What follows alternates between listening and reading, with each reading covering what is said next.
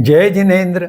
मेरे इस जैन सोल यह जैन दर्शन के वैज्ञानिक वाहिनी को लाइक करें, शेयर करें, सब्सक्राइब करें और बेल आइकॉन दबाएं। और आप हमें हमारे वीडियो के नीचे दिए गए पेज पर भी फॉलो कर सकते हैं। जय जिनेन्द्र।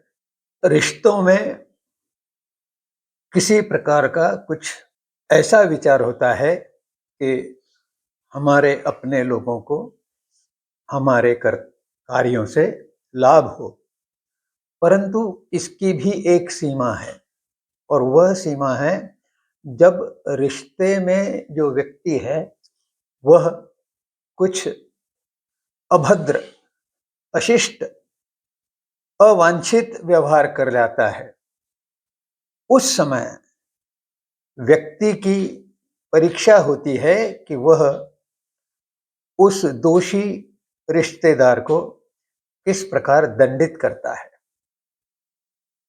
क्या वह समाज और राष्ट्र की दृष्टि से अधिक विचार कर रहा है न्यायदान में या उचित दंड देने में, या अपने नजदीकी होने के कारण उससे इस तरह का व्यवहार करता है कि जिससे राष्ट्र या समाज को हानि पहुंचे। यह बात स्पष्ट करने के लिए आज का कथानक प्रस्तुत कर रहा हूं। शीर्षक है उसका रिश्तों से अलिप्त निस्पृहता। यह अलिप्तता व्यक्ति को बहुत अधिक श्रेष्ठ बनाती है।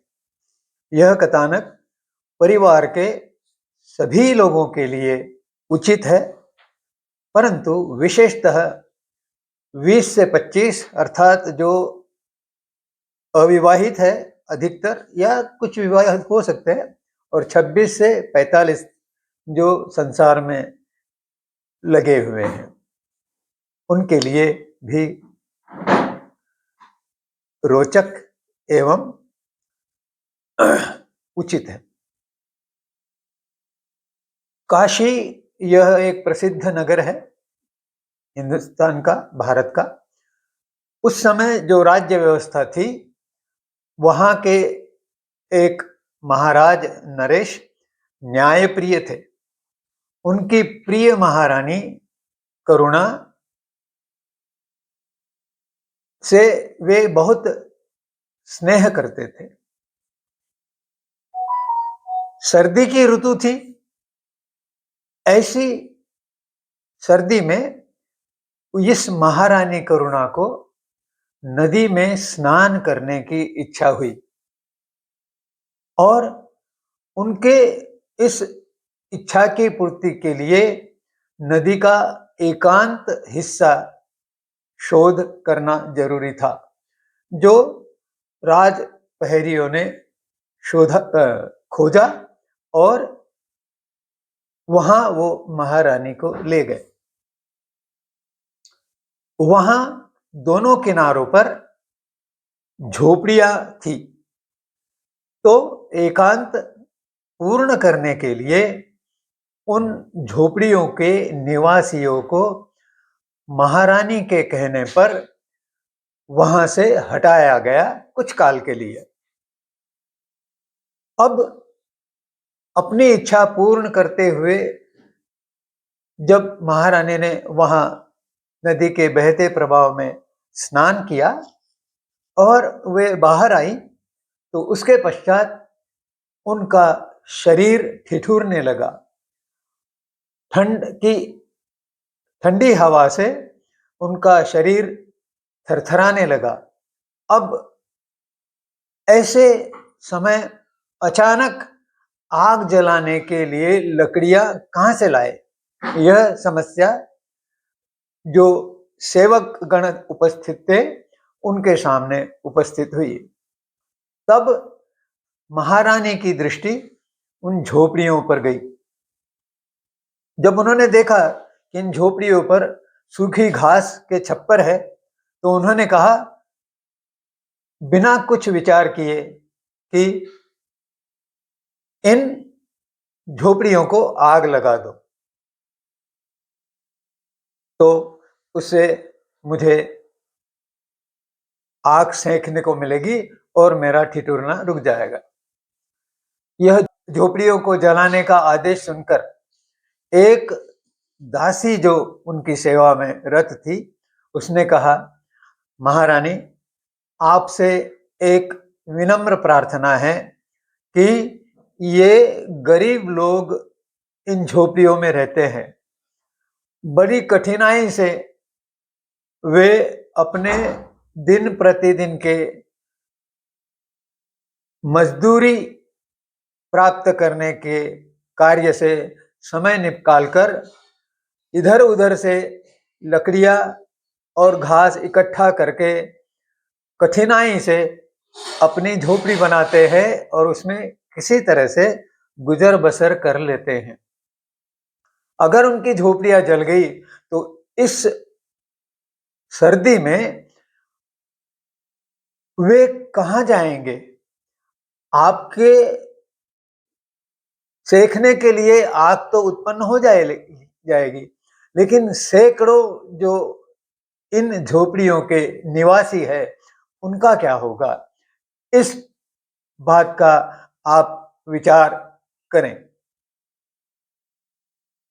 तब बिना कुछ अधिक गहराई से सोचिए महारानी ने आदेश दिया कि केवल एक झोपड़ी जलाओ। परंतु निसर्ग के आगे किसका जोर चलता है? एक झोपड़ी को आग लगाई और महारानी वहां अपने को सेकने के लिए खड़ी हुई।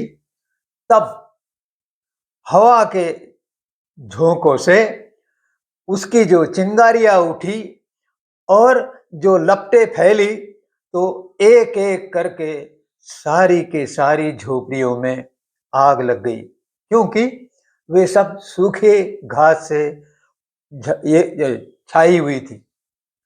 अब जब सभी झोपड़ियां जल गई तो उसके निवासी लौटने पर बहुत दुखी हुए। किसी तरह से रात गुजार कर उन्होंने अपना समय बिताया और वे प्रातः काल में महाराज काशी के समक्ष न्याय मांगने के लिए उपस्थित हुए। उन्होंने अपनी पूरी घटना सुनाई और कहा कि अब हम कहाँ जाए? ऐसी सर्दी में, इतने कम समय में हम झोपड़ियां कैसे बनाएं और इस ठंड ऋतु से अपनी सुरक्षा कैसे करें? पूरी घटना सुनने के पश्चात उन्होंने दरबारियों से पूछा कि यह घटना घटी कैसे? आग किसने लगाई? पता चला, बड़ी दबी आवाज में सेवकों ने बताया कि यह महारानी करुणा के आदेश पर हुआ था। महाराज को बड़ा दुख हुआ कि क्या महारानी करुणा मात्र नाम की करुणा है? उनके मन में ऐसा कोई भी विचार नहीं आया कि ये झोपड़ी में निवास करने वाले व्यक्ति कैसे गुजर बसर करेंगे, जबकि उन्हें एक दासी द्वारा चेताया भी गया था। तब उन्होंने महारानी को बुलाकर कहा, महारानी, आप भी राज्य के जो कानून है, जो नियम है, उसके अनुसार दंडित किए जाएंगी। आपका झोपड़ी वासियों की झोपड़ियां जलाना एक बहुत कृतघ्न अपराध है और इस अपराध के लिए मैं आपको राजमहल से बाहर निकालता हूं और आदेश देता हूं कि आप स्वयं अपनी मेहनत से इन सभी निवासियों की झोपड़ियां बनाएं। ध्यान रहे, राज्य से आपको कोई भी सहायता नहीं मिलेगी। इसके पश्चात महारानी के मन में परिवर्तन हुआ। उन्होंने क्षमा याचना की और वह झोपड़ियां बनाने के लिए तत्पर हुई। तब जाकर झोपड़ियों के निवासियों ने महाराज को विनंती की कि इतना कठोर दंड महारानी को न दे। वे राज्य की मदद से हमारी झोपड़ियां खड़ी करा दें। बहुत गिड़गिड़ाने के पश्चात महाराज ने उनकी बात मान ली, परंतु महारानी को राजमहल में प्रवेश नहीं दिया। उसके पश्चात महारानी करुणा ने झोपड़ी वासियों में रहते हुए उनकी सेवा की, उनके उत्थान के लिए प्रयास किया और अपनी मेहनत से वे अपना जीवन यापन करने लगी। कुछ समय पश्चात इस परिवर्तन को देखते हुए महाराज ने उन्हें फिर से राजमहल में प्रवेश दे दिया और महारानी ने अपना समय दीन दुखियों की सेवा में हमेशा के लिए लगा दिया। यहाँ अभिभावक की भूमिका यह है कि अपने परिवार में इस दृष्टि से निष्पृहता के व्यवहार को अपनाने का संदेश दे, जिससे अनुकंपा गुण विकसित हो। कथानक यहीं पर समाप्त करते हुए आपसे विनम्र प्रार्थना है कि अपने मन में उठे प्रश्नों को अपने तक न रखते हुए उत्तर पाने के लिए कमेंट सेक्शन द्वारा मुझे भेजें और संतोषजनक उत्तर पाएं। जय जिनेंद्र।